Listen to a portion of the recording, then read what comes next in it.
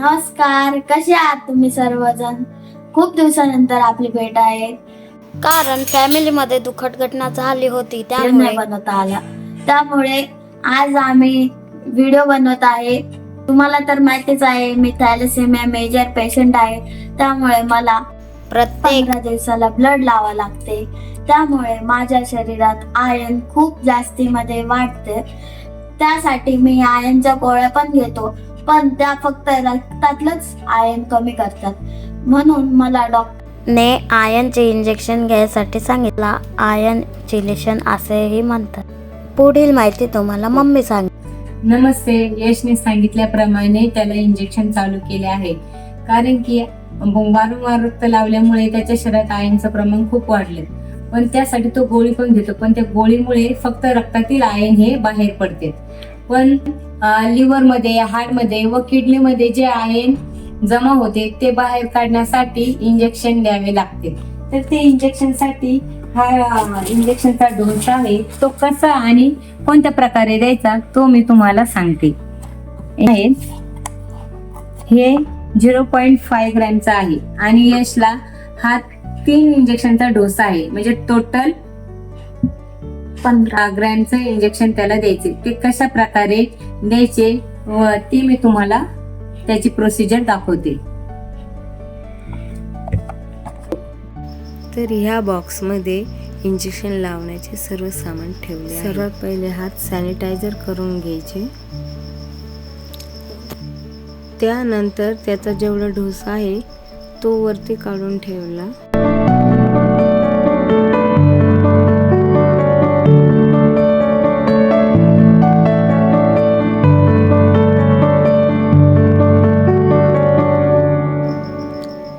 नंतर 10 ml ची syringe घ्यायची आणि ती पॅकेटमधून कट करून घ्यायची.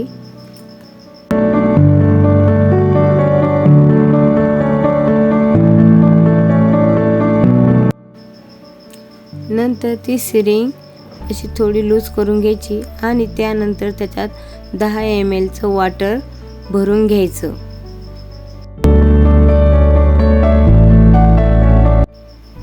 दहा ml भरल्याच्या नंतर त्यामधील एअर काढून घ्यायचा. नंतर इंजेक्शनच्या कॅप काढून तिन्ही बॉटलमध्ये एकसारखे 2.5 ml पेक्षा एक समान वॉटर टाकून घ्यायचे.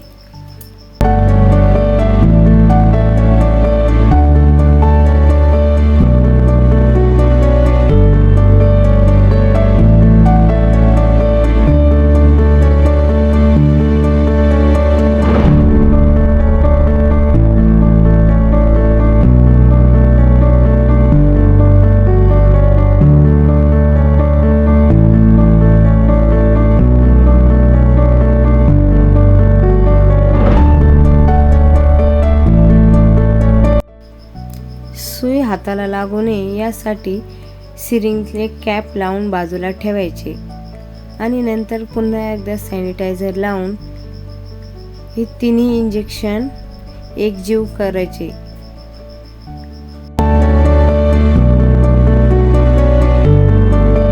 तिन्ही बॉटलमधले व्हाईट पावडर चांगल्या प्रकारे वॉटर टाकून शेक करायची, कारण की त्यामधले व्हाईट पावडर ते पूर्ण पाण्यासारखे दिसले पाहिजे. हे बघा, असे पाण्यासारखे झाले पाहिजे. नंतर तिन्ही इंजेक्शन पुन्हा एकदा सिरिंजमध्ये भरून घ्यायचे आहेत.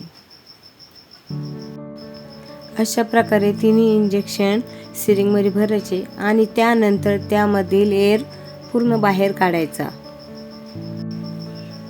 बघा, ही आहे बटरफ्लाय सुई. ही कट करून यातील सुई ही बाहेर काढून बाहेर काढल्याच्या नंतर इंजेक्शनच्या सिरिंजला फिट करायची. ती अशा प्रकारे इंजेक्शनची सुई बाजूला काढून त्याला अशी फिट केल्याच्या नंतर सुईमधील सुद्धा एअर काढून घ्यायचा, म्हणजे कुठलेही बबल राहता कामा नये. ते अशा प्रकारे हळू अगदी स्लो पुश करायचं, म्हणजे इंजेक्शन आपले खूप महागाचे आहे, वेस्ट जाता कामा नये. नंतर आपले पेपर टेप हे कट करून घ्यायचे.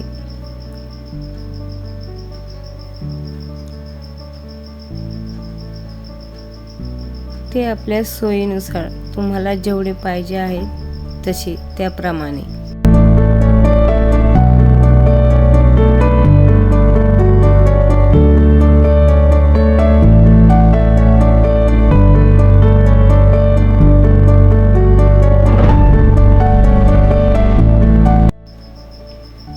नंतर आपली मशीन घ्यायची.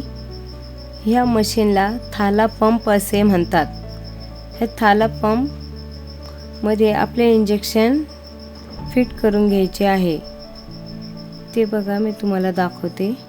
हे जे आपले इंजेक्शन आहेत हे अशा प्रमाणे त्यामध्ये सेट करून घ्यायचे, अगदी फिट्ट बसले पाहिजे असे. दोन्ही साईडना पुश केल्याच्या नंतर लॉक करून घ्यायचे.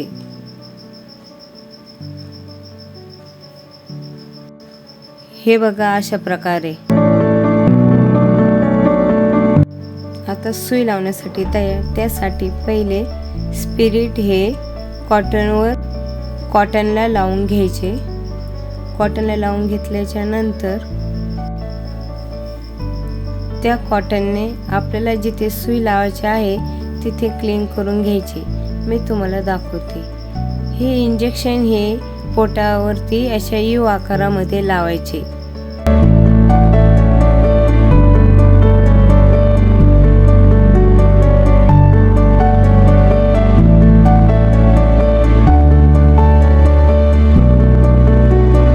म्हणजे 1, 2, 3 अशा अंतरावरती तुम्ही इंजेक्शन हे रोज लावू शकतात.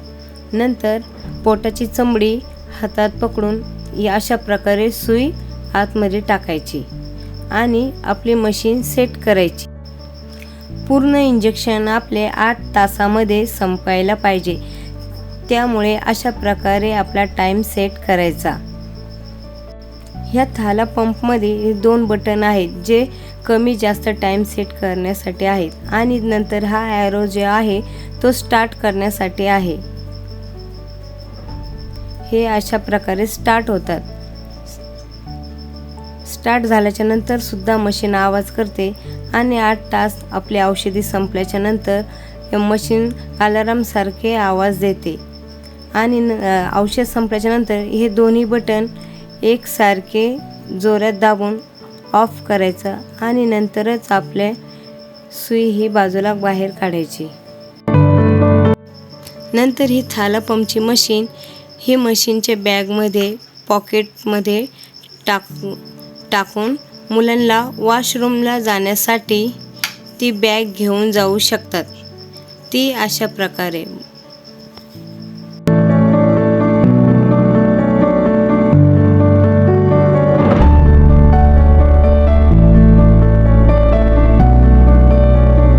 मला वॉशरूमला यायला जायला काही त्रास नाहीये.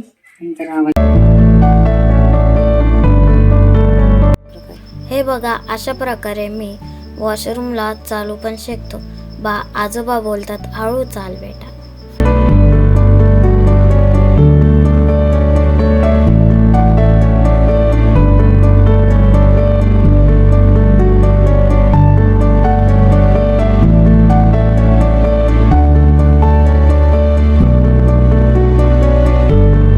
हे बघा खूप सिंपल आहे.